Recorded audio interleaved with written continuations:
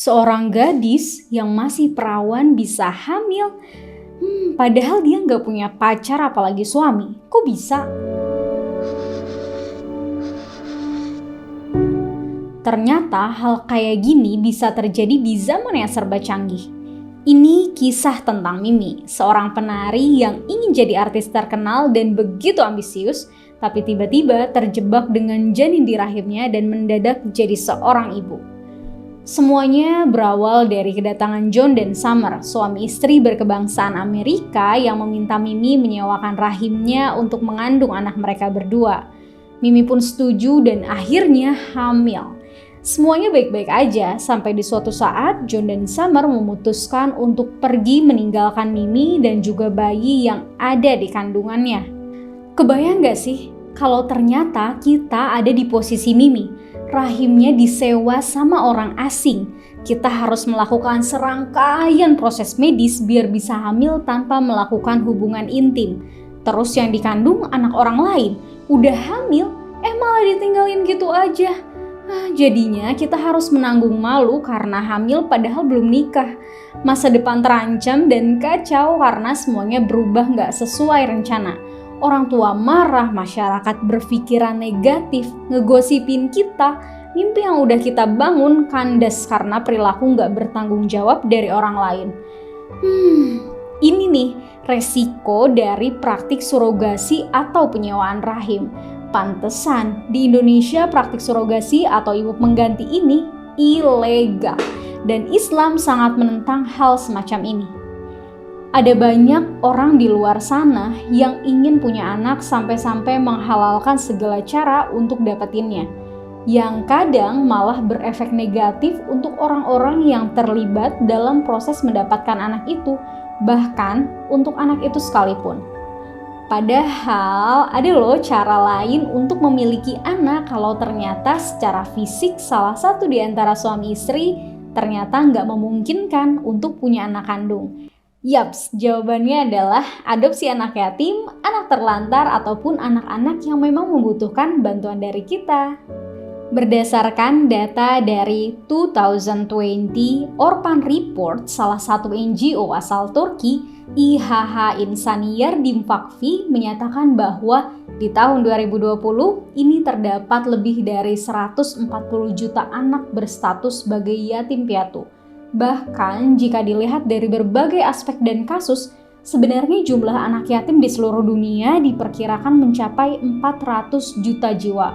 Wow, banyak banget. Hampir mencapai 2 kali lipat jumlah penduduk Indonesia ya. Dan per 7 September 2020, Kementerian Sosial atau Kemensos telah mendata ada 25.202 anak yatim piatu ataupun yatim piatu akibat orang tuanya meninggal karena COVID-19. Anak yatim piatu itu tersebar di seluruh provinsi. Terbanyak ada di Provinsi Jawa Barat dengan angka 9.639 anak, lalu Jawa Tengah dengan angka 9.293 anak dan DKI Jakarta 2.178 anak. Paling sedikit di Papua Barat dengan 3 anak. Ternyata banyak banget anak di luar sana yang membutuhkan uluran tangan kita ya. Memiliki anak kandung itu memang luar biasa, istimewa dan begitu membahagiakan. Tapi ternyata mengasuh anak yatim piatu juga punya keutamaan yang besar. Bisa dilihat dari pembahasan anak yatim di Al-Quran ada banyak, yaitu 23 kali loh. Dan sebagian besar ayatnya membahas tentang keutamaan menyantuni anak yatim. Ini nunjukin kalau ada keutamaan yang besar banget ketika kita bisa care, ngasuh, dan menyantuni mereka. Selain di Al-Quran, banyak juga hadis yang membahas tentang keutamaan dari mengasuh anak yatim.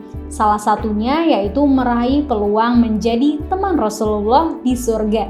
Dijamin masuk surga kalau kita nggak melakukan dosa yang nggak bisa diampuni. Wow, keren banget gak sih? Di dunia keinginan punya anak dan ngasuh anak bisa tercapai dan di akhirat balasannya surga. Masya Allah. Nah, buat teman-teman online yang masih menanti buah hati, semoga Allah lancarkan ikhtiarnya dan disegerakan untuk punya momongan ya. Dan buat teman-teman yang sudah dikaruniai anak, semoga bisa jadi orang tua yang terbaik. Orang tua terbaik versi dirimu dan bisa bantu anakmu jadi anak soleh-soleha plus jadi versi terbaik dirinya.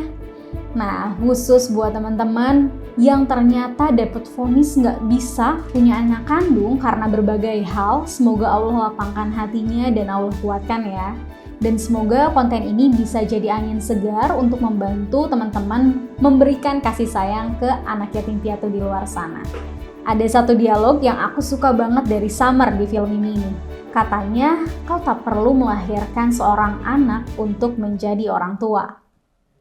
Oke, inilah makna dari ceritanya Mimi.